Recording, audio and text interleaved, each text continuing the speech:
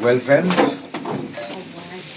on behalf of the party NPP, I would like to convey my sincere gratefulness and thankfulness to all the voters in the state of Meghalaya who once again has decided to vote in favor of my party, NPP party, and also to have faith and confidence once again under the leadership of Shri Conrad Sangma for this general election which has just concluded a few days back.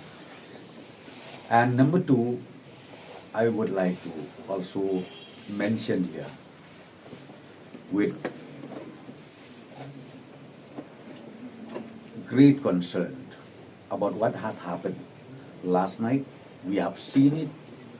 There were few groups of people, which I should say miscreants, unknown miscreants, who trying to create law and order in the Shillong city and especially in the relatives' house of those elected representatives. One is from Mount Harashan and the other one is from Maushan, which is very, very unfortunate.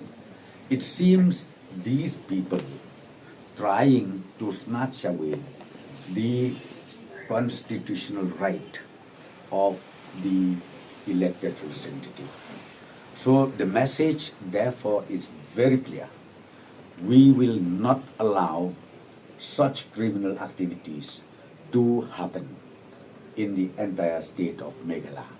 Just because of one party or one individual MLA wanted to join to any political party for forming the government, I think this is against the constitution and against the right of the people of those concerned constituencies. So it is my appeal to all concerned, from now on, they have to stop this, and the government will take all out effort to make sure that the culprit be booked at the earliest possible.